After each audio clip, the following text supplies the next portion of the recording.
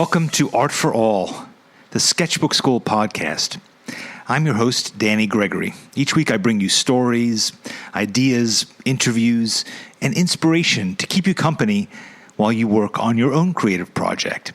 Whether you're drawing your dog or welding a monumental sculpture, designing an office tower, screen printing a t-shirt, or making a really good grilled cheese.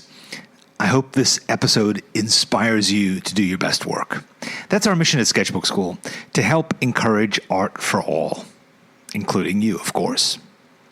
A couple of quick reminders. We are about to embark on a very exciting new course called Watercolor Rules and How to Break Them. And time is running out to sign up because we start on Monday, September 17th. So get over to sketchbook.school and check it out. And if you're listening to this episode at some point after September 17th, you can still join the course because it'll also be available on demand. But I promise, no matter your experience level with watercolor or when you take it, you are going to love this course. Love it. I do. I also want to let you know something else you should actually get right on, which is that we are soon going to raise the price of a ticket to SketchCon, our first ever drawing and painting convention in Pasadena, November 2nd through 4th. And the faster you sign up, the less it's going to cost you if you want to, save more money for buying art supplies. To find out more about this amazing event, visit sketchcon.com. That's con with a K. And you'll see all the incredible events and speakers and sponsors and sketch crawls and social events and fun that we have lined up for you. It's going to be amazing. Okay, on to this week's episode. As soon as we first came up with the idea of SketchCon, I knew who I absolutely had to have as a speaker, Austin Kleon. Austin is one of my favorite writers and thinkers about the creative process. He's a poet, a collage artist, a blogger, an author, a diarist, and as he says, a writer who draws. Austin is the author of several New York Times bestsellers on the creative process. Steal Like an Artist. Maybe you've heard of that one. 10 Things That Nobody Told You About Being Creative. A beautiful, square little yellow book. No, it's not yellow, actually. It's black. A black book. Show Your Work is the one that's yellow. Show Your Work, 10 Ways to Share Your Creativity and Get Discovered. Now, if you don't know these books, treat yourself to a copy of both of them. They are smart and funny and ingenious, and you will come back to them time and again. I reread them both every year. I have them on my Kindle. Whenever I have a spare moment and I'm looking for a kick in the butt, I open one of Austin's books, and they're always full of new and refreshing ideas to get me going. So Austin and I have had a number of deep and sort of far-ranging conversations over the years, and I wanted to make sure that I could get him to come to Pasadena to share his insights with our community and you. Even though he's finishing up a brand new book, it's called Keep Going, A Guide to Staying Creative in Chaotic Times, he agreed that nonetheless he would make time for us, and he will be there on Saturday, November 3rd to deliver the keynote. I am so excited to hear him. I called him to go over the details of his talk, which will be called Creative is Not a Noun. I love that title. And afterwards, we kicked back, turned on the audio recorder, and we talked about a broad range of things.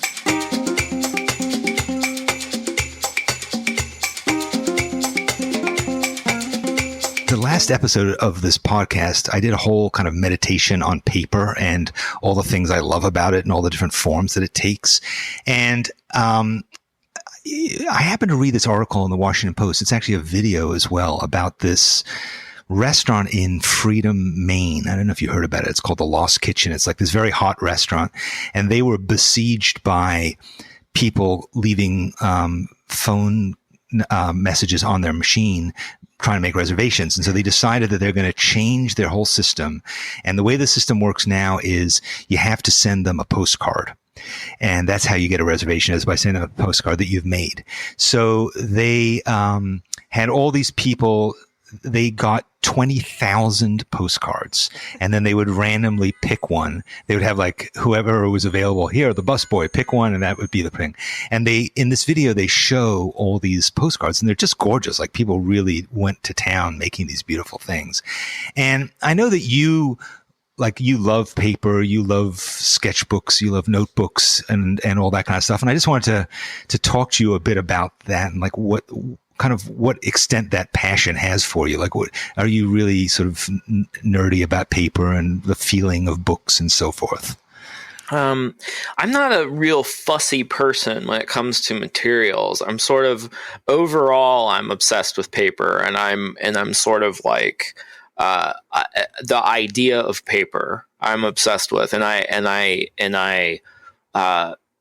love it, and I use it. I'm not particularly fussy about what the poundage is or what it feels like. I mean, it's more of a utilitarian thing for me. But I believe so deeply in the power of it. And I think what's interesting to me is just how, I think I probably feel the way I do about paper just because we're in this incredibly digital era. I mean, I think if you sort of like kind of poke around history, you'll find that whenever, one form kind of ascends, whatever is being kind of pushed out, there's kind of a leap in interest in that other thing. So like, for example, MP3s, or digital streaming with music like rises, and then all of a sudden you've got people listening to records again and vinyl. And I think the same thing has kind of happened with paper, which is like,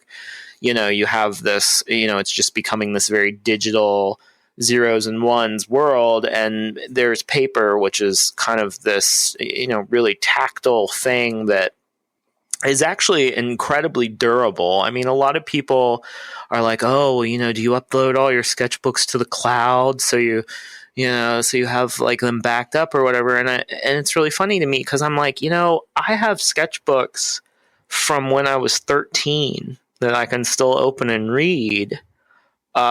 And I have hard drives that are 3 years old that I can't read. You know what I mean? So it's like that kind of like, I think people's ideas about what lasts and what's durable, I don't trust the cloud at all with much, and it's interesting because once my books are printed, I have this kind of relief because I'm like, okay, well, if I lose all this art and writing, at least I have these books that float around on these shelves. It's this funny thing. And I think some people, I do Twyla Tharp's thing in the Creative Habit. She has this thing she recommends where she starts a banker's box for every project. Right. So I do that now, and I just, these boxes just fill up with paper. And I think some people would throw it out, but for me, it's just like such a great little time capsule. I don't want to get rid of them. I know, particularly when you have kids, which I know you have a couple sons. Yeah, I do. Like my son is now, he just turned 25, and I still have, books that, with the plastic sleeves, and I have 4 or 5 volumes of them called The Art of Jack T. Gregory. And it's like page after page of these, like every chicken scratching that he did before when he was, up to the age of about 8 or 9. And scans certainly don't capture that. I like paper with kids because it's just so, there's just nothing beats it. I mean, my son, Jules, who is 3 right now, I would say he probably goes through one of those like copy paper reams probably every week or 2. Wow. He just fills it. And, we as a family have kind of, I think some people would be like, oh, that's so wasteful and, blah, blah, blah. And we as a family are, we just decided like we'll go through a lot of paper. That's just the expense, and that's what we do. And one of my heroes, Linda Berry, who I'll probably talk about again, because when I think of drawing, I think of Linda, and so much of what I've learned about drawing, I've learned from her. And she talks about being a kid and her mom, she had a rough childhood, and she talks about her mom like yelling at her for using up paper, and how it kind of created this I think it turned paper into a fetish object for her in some ways, which probably led to what it is that she does. But she's a paper hoarder now, and so she talks about just like hoarding every little scrap of paper she comes across. And it's funny because I do think that I've been thinking. I just wrote this new book called Keep Going, and one of the sections is about tidying, and it's sort of pushing back against this thing going on in our culture now where people are really the Marie Kondo magic hoarders, pack rat. There's this kind of kind of thing in the culture right now that pack rats are really, it's a bad time to be a pack rat basically. And I think that I wrote in Steal Like an Artist, I wrote, most artists are collectors of some kind. And I said, not a hoarder, mind you, there's a difference. Right. But after I wrote that, I kind of am starting to think, no, actually, I think artists are hoarders because you don't know what you're going to need and you don't know what you're going to use. But that's just a roundabout. I kind of went off topic there, but I just think for me, there's just such a magic to having, to watching, for one thing, there's a magic to watching the notebooks stack up. The physicality of it. Like my version of notebook pornography is not actually looking inside of people's notebooks as much as I love to see like someone's trunk of sketchbooks, or like a big stack of one of my cartoonist heroes, James Kochalka, has this picture of just the stack of his notebooks he used to draw his comic strip American Elf. And it's just 14 years of notebooks. And I don't know how many feet high it is, but he took this picture of it. And the designer, Michael Beirut, I know he had like a stack of his composition books he's been using for 30 years. I just love that kind of, that paper monument to human effort. I do. It's the kind of thing that I really kind of get off on. I'll send you a picture of my cabinets because I have a wall of cabinets which is all filled with sketchbooks and writing books, all in like neat rows on shelves, and that's always been my favorite thing. In fact, I remember I interviewed James for this book I did about people who keep sketchbooks, and just having this whole. I mean, so many of people are obsessive in some cases it's making their own sketchbooks. In some cases it's always having exactly the same kind or having different ones for different use. I know that you kind of have different ones that you're going on at the same time, right? Yeah, I started using this off-brand company. They sent me some, and I was like, these are really nice. I'm going to order more of them. And then I ordered a box of them because I liked them so much, and then they started falling apart. So now I'm using them, but people ask me well, can you recommend what notebook do you use? And I'm just sort of I can't tell you because they fall apart.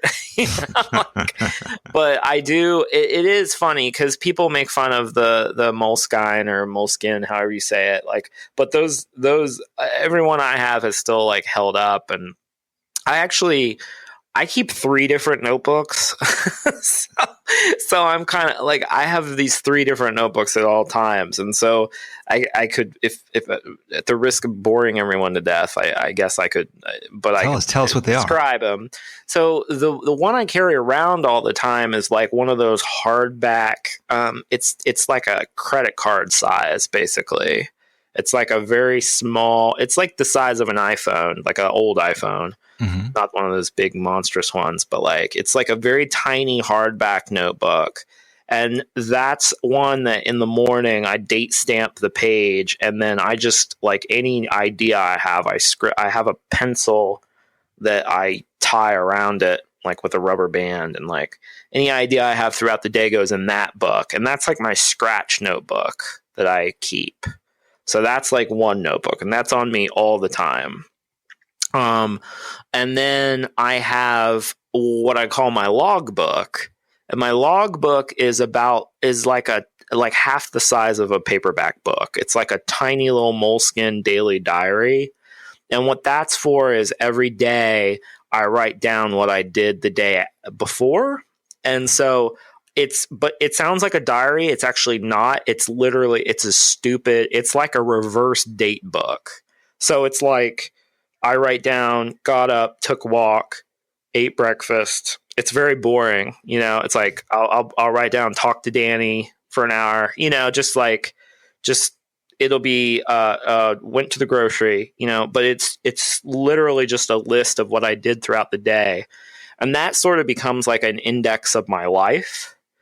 And I use that as a way to almost find other stuff and just to kind of like keep a record of what happens to me. And I've been doing that for like 10 years. So that's like the thing that's been most constant throughout the past decade for me. So you refer back to that when you say, I had an idea on when I was doing something. What else was I doing at that time? Yeah, or I'll be like, when was I in Belgium? Well, I think it was, I might look it up in my Google Calendar or something and say, oh, well, that was 2014.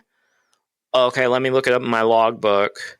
Oh, that's right, I went here and here. And then what I might do is I keep, and then I'll go on to my third notebook, which is probably the most substantial. But what I do right now is I have a good old-fashioned diary. And this is like the size of a paperback book, but it's like really fat. And I fill one of these about every month and a half. And what I do is no matter what, I sit down in the morning and I'll fill out my logbook and I'll look at my scratch notebook that I carry around my little pocket one, and I'll write about the day before in the morning over breakfast. And sometimes I'll do a collage. Sometimes my primary thing that I draw in there is I'll draw comics of like funny things my kid says. So, and then he likes to read the comics. So he'll want to see my comics that I've drawn about him in the notebook. But that's like that is a very old-fashioned diary, basically. So I will write about, and that's actually, I've been doing this for about 2 years now. And this is the book where most of my new book came from. Like the ideas that are in the diary, like that really kind of led to this new book. So this system is actually sort of modified from that I've like kind of cobbled together. This is actually, I was inspired by David Sedaris because I knew David Sedaris was the writer. David Sedaris was I knew that all of his pieces came from his diary, but I didn't know how he did them. And he just put out a book of his diaries called Theft by Finding. Mm-hmm. And I was reading another book of his where he actually talks about how he keeps a notebook. And when I discovered that what he does is he just keeps notes all day and then he writes about the day the next morning, that sort of unlocked something for me. And I realized that like, morning is when I'm most on. That's when I'm most meditative. That's when I should try to write. Because I used to try to write a diary at the end of the night. Right. And I was just too tired. And I just like couldn't do it. And it was hard to keep up.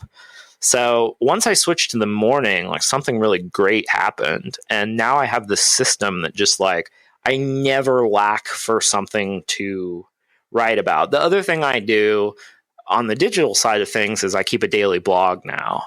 And I've noticed that my notebook system really makes sure that I always have something for the daily blog. Like that's where a lot of those daily blog posts come from. And then, of course, the daily blog sort of becomes the books. And so I really feel like for people who are trying to do creative work, I believe very much in the dailiness of creative work. I think you need like a daily system for producing work.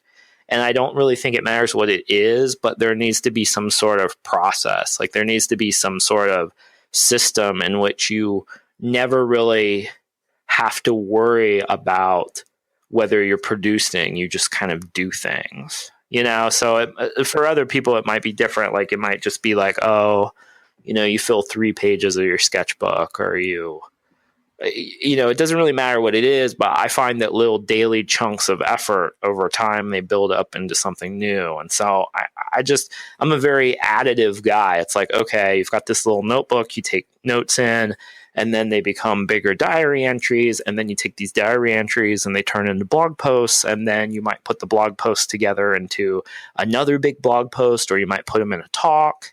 And then that talk might become a book, So it's this very like iterative sort of Katamari ball, Right. you know what I mean? Of just like gathering things. Right. Eating the whale. Yeah. So it's like, but I'm just like, I think more than sketchbook people, see, I used to be very, I'm someone who considers himself a writer who draws. So primarily I see myself as a writer, and the drawing is sort of like it's something I almost do on the side, or it's like an auxiliary power or something. I don't know, but like for me, I also think that writing and drawing are so interwoven in my mind now because it's all ink on paper. But for me, I primarily see myself as a writer, and so I've just in the old, 10 years ago, I think I was more inspired by like looking at people's sketchbooks and like visual stuff. But now I'm very much inspired by diarists. So I've been reading a lot of David Sedaris, a lot of Henry David Thoreau is my favorite journalist or journal keeper or diary keeper. I actually love Andy Warhol's diary, which is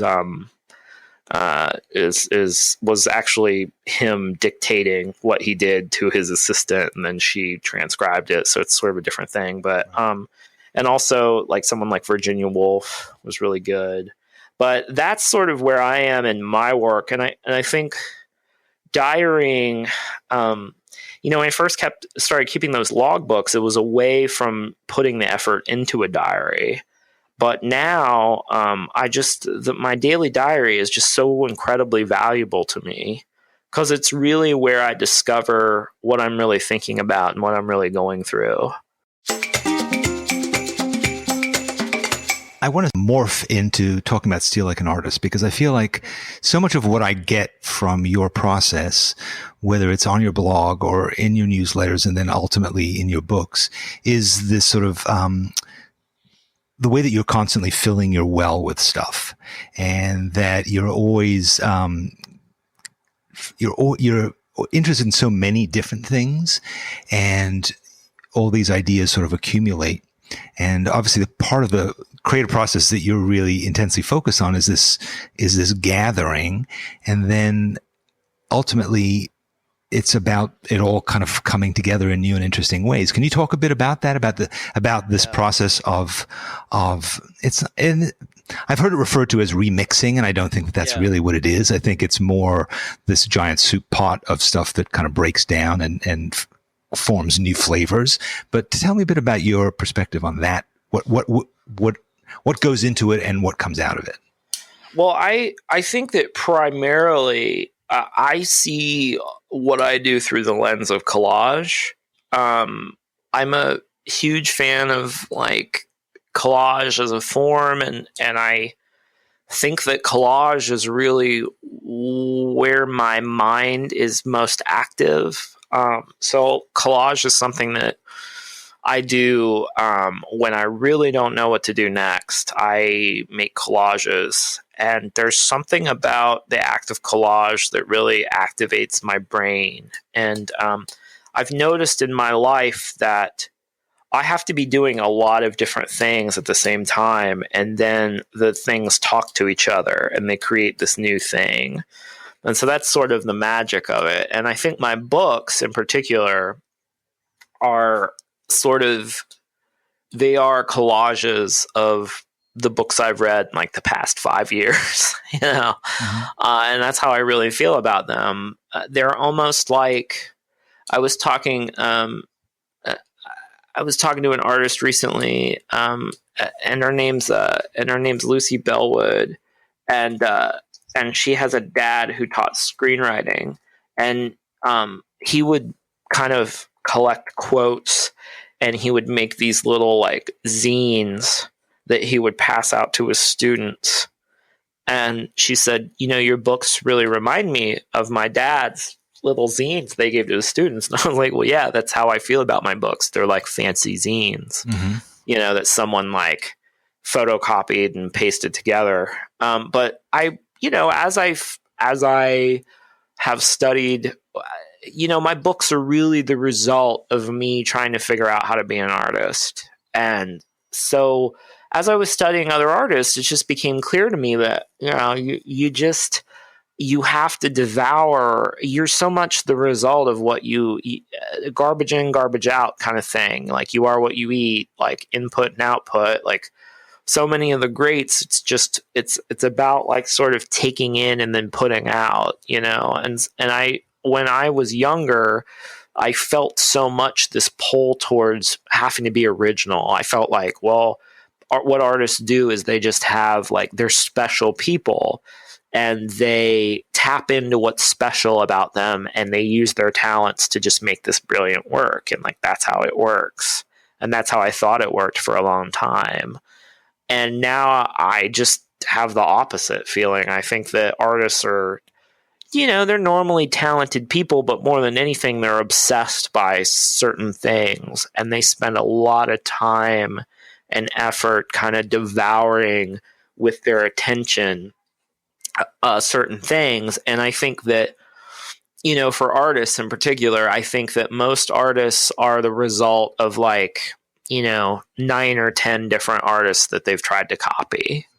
So I think that you start out and you just, you love, I'm going to blank here, but you start out and you're just like aping one particular, I'll use music as an example. It's like when I was younger, I just loved Green Day. And so, the minute I heard Green Day, my friends and I, like, we wanted to start a 3-piece punk band. And we're just like, okay. So we started this band and it was all Green Day. So, like, it sounded like a bad version of Green Day. And then as I studied, I found out, oh, well, Green Day, they listen to this band called The Clash. And okay, well, let's listen to The Clash. I'm like, oh, that's interesting. The Clash, they do like all kinds of different, and then it's like, okay, well, they were also listening to this band called the Ramones. And you start listening to the Ramones. Oh, well, the Ramones they do these like pop songs and they are into this guy named Phil Spector. Maybe I should. So, I have this kind of model for artists where it's like, you start with the artist that really inspires you, and then you just figure out everything there is to know about that artist, and you figure out who influenced that artist. And then you start finding this whole web. You sort of like build your own history of the art form. You can do that literally by just starting with one artist.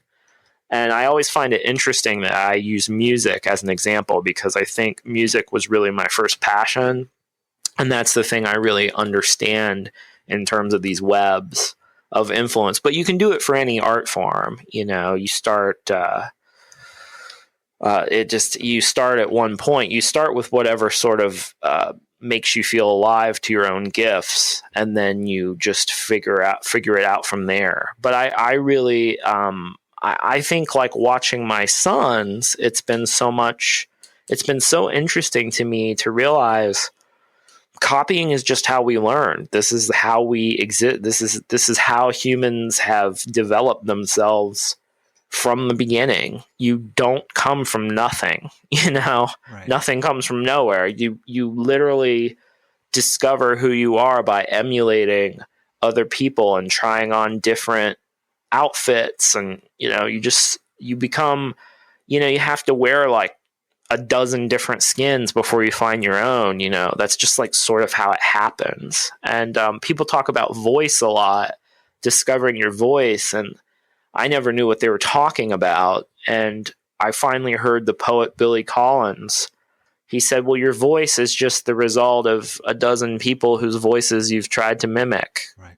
That's your own voice. That's how you find it. And I just think that was so powerful. So that's really that's really where the Steal Like an Artist thing comes from. It comes from, not when you're starting out, not running away from influence, but running towards it and trying to grab as much as you can. And I think there's a political element to influence in terms of, I think whatever influence you run towards can be a corrective to what's happening in your life right now. So, with this book, I was really, really inspired by women. I really, I had a little bit of criticism for my last books where there were so many male voices and not enough female voices. Mm-hmm. And I took that really seriously, and I really took a look at my own life and was like, what am I devouring? And so for this new book, I really tried to just kind of soak myself in this more kind of in a more I've always felt like I was really influenced by women, but it just wasn't coming out in the work. And so like I really tried to concentrate with this next book on, really saturating myself in these women artists that I love, people like Karita Kent and Hannah Hawk and like Nina Kachadorian and Amy Krauss Rosenthal. I'm looking at I have this board above my desk that has all my like kind of artistic heroes. So I'm kind of like naming them off. Virginia Woolf, and so like I think that who you run towards influentially, it affects the work that you do, and so influence can be like really aspirational. Tove Jansson, the woman who did the Moomin comics, but that's but like whoever you want to become, again, I just think it's that idea of you aren't born with this stuff. You have to like figure it out. You got to kind of build yourself. So you're going to be talking at SketchCon, and SketchCon is, this convention that we're holding of people who are interested in drawing and painting. And a lot of it has grown out of Sketchbook School, which is I think a lot of the way that we teach is very much along the lines of what you're describing, because our theory is there's no one way to learn art and there's no one way to make art, and that basically you just need to be exposed to as many different artists and their work as possible, and that those are ultimately one tablespoon at a time going to fill the kind of cauldron of your own creativity. And so most of our classes are designed to have a new teacher every week. And that's sort of the idea behind what we're going to be doing at SketchCon as well. Is it's going to be like this sort of 3-ring circus of presentations and assignments and kind of creative demonstrations and opportunities to make stuff and so forth. And most of the people who are going to be there are illustrators and artists and visual artists, but we've asked you to be our keynote speaker in sort of dead bang in the middle of the whole event, because I feel like so much of the message of what you have written about is so pertinent to tying this together and to sort of saying to people, it's not about learning a technique. People say, oh, I'd love to learn how to draw. Right. And we always say, what we want to teach you is how to learn how to love to draw, so that you'll always keep doing it and you'll keep experimenting with it. And yeah, your techniques and your skills will improve, but that's not really the objective. The objective is to incorporate this into a lifetime of making stuff. And that's ultimately the most rewarding kind of life you can have. And clearly you live that kind of a life. You make things all the time. But I wanted to ask you about amateurism, because that's really a lot of the focus of what we do, is to say it's not about teaching you professional skills like an art school would. Right. It's about encouraging you to have a creative habit where you make things all the time, and that you see like an artist, that you see the world as an artist. And I love what you say when you talk about the importance of just making things and then waiting to see maybe something will come with them, maybe it won't. They'll take on a life of their own, but that ultimately it's not about drawing so much that eventually you can become an illustrator. It's not about turning your passion for creativity into a profession, because there's frankly a lot of downsides to that too, to sort of marrying your mistress. So talk a bit about that, about this idea of living a creative life, and that whether it turns into your the way you put bread on the table or not is less important than all the richness that it will bring you. Well, the thing I try to remind people with, I'm a language guy, I'm a writer. And so I always try to remind people of the origin of the term amateur. Now, amateur is used in this sort of pejorative sense, in that, oh, he's an amateur, or, that's amateur, but in the old days, amateur in the French literally means lover of. And in the old days, amateur was not pejorative in the sense it is now. An amateur was someone who literally just did something for love. And so to be an amateur painter did not mean that you were necessarily a lesser painter. It just meant you didn't make money off your paintings. And so the amateur spirit is something I talk a lot about in my book, Show Your Work, because I find that the amateur spirit carries one forward a lot further and to much more interesting places than the professional spirit. Milton Glaser talks really beautifully about this. He says, he talks a lot about how professional growth and personal growth are at odds. And the reason, he says, is that professional growth is all about you find something that you can do better than anybody else, and you do it, and you keep doing it until you retire, basically. That, when you're a professional, you sort of glom onto the style and and this one kind of technique or whatever, and you just like run that into the ground as a brand. You just make as much money off as you can off of that one thing. That's how people know you, and you just go. Branding, this whole obsession we have with branding. Yeah, exactly. You got to be consistent. I had that conversation with illustrators who were just like, well, I can't really experiment because I'm known for doing like fine line drawings with a block of color behind them. And if I stop doing that, what will I become? Yeah. And so but what we know is this happens in school too. When kids start out, my sons don't have any they do have style. They have their work has personality, but they don't have any idea that they're supposed to just be one thing. So my son can sit down and make comics, and it's no big deal. And like he can go and record music, and it's no big deal. And he can read books about the human body and like go explore out in the yard. Nobody's telling him like, oh, well, you need to stick to your piano playing, or you need to stick to your botany. He's this like kind of omnivorous like person. And you talked about James Kochalka before. I think James is a person that has discovered he's a multi-talented person, but he's also discovered that all this stuff sort of has a thread through it, which is really the art of discovery. Is that you're interfacing with the world, you're pointing your attention in this certain direction or in multiple directions. And so I just think the amateur spirit, while it might not help you always commercially, it'll keep you alive. And I think that is a kind of old-fashioned.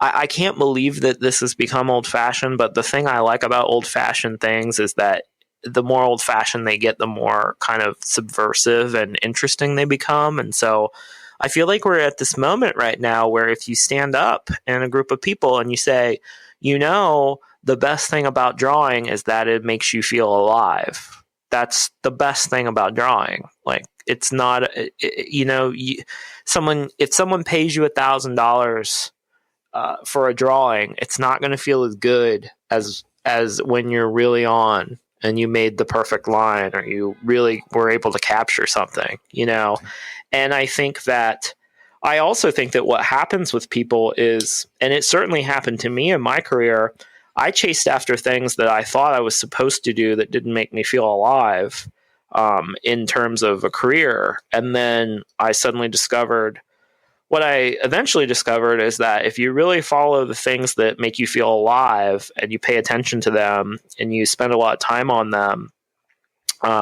what happens is that, eventually you get good enough at them that maybe they will get you somewhere that's more commercial. But that could happen. It could not happen. But I just think that we do not emphasize in this culture enough that the arts are supposed to make your life better. They are for the enjoyment of life. They help us enjoy life. They help us. Drawing in particular, there's a whole chapter about this in my new book, which is drawing is a form of paying attention. When you are drawing something, you're paying attention to it and you're really looking at it for what it is. And the magic of drawing is not getting a finished drawing, it's seeing.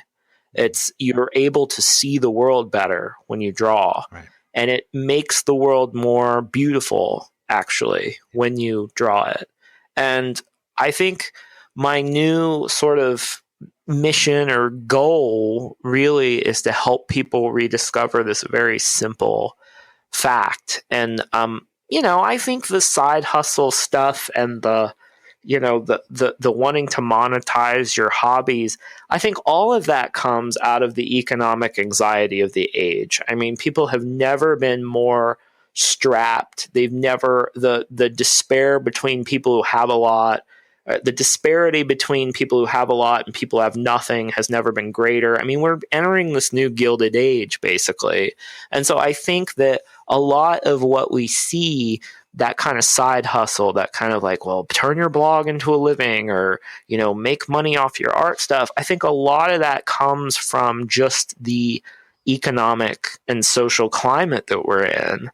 But I think if you think long term about this stuff, you just have to be really careful, because I think the easiest way to destroy a passion in a lot of ways is to turn it into your breadwinning. I mean, I think that's a real thing. I think that's absolutely very insightful. I think another thing that's going on now is you can get an audience. Like when I was a teenager, if I wanted to, write stories or make art, what was I going to do with it? Maybe right. I could send it into a magazine, and who knows, maybe one day, one of the things would get selected. But now you can make something and you can put it out there. And so I think it just encourages many more people to make much more stuff. And I think we have to remember that is its own reward, rather than necessarily having to turn it into an Etsy store or publish it as a self-published book. I mean, that's all very nice, but it's not your obligation. Your obligation is to yourself and to just keep creating. Yeah.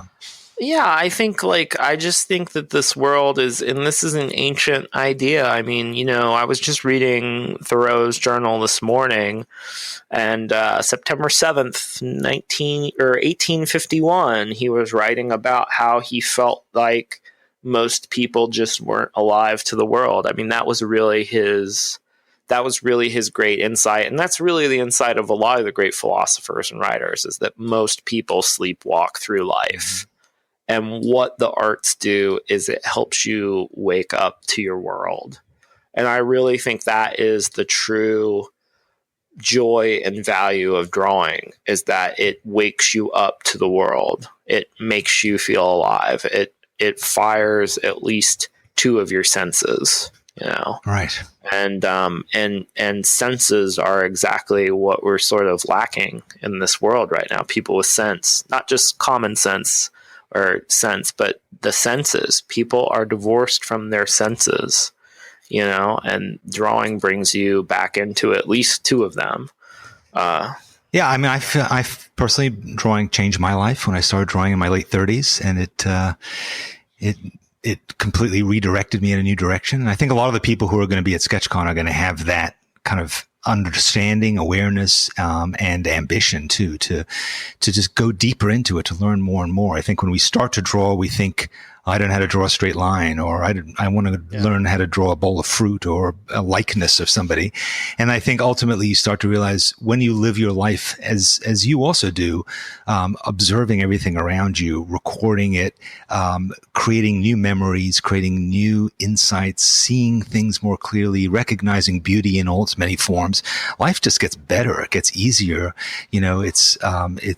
It's a fantastic way to live. So we're going to have 500 people who are all, I think, going to be really interested in hearing what you have to say. And I hope that you're also going to be part of this experience. You're going to be part of this convention, and hopefully you'll get a chance to do some drawing and to make some stuff while you're there with us in Pasadena.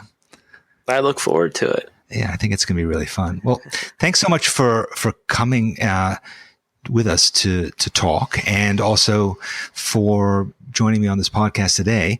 And your talk is going to be on Saturday night, right before we have our big evening gala party, where we're going to have a drink and draw and celebrate Day of the Dead, and I don't know, get drunk and draw naked people or something like that. So it should be a lot of fun. So prepare yourself for that. Thanks again for chatting today. Thanks for having me. All right, cool.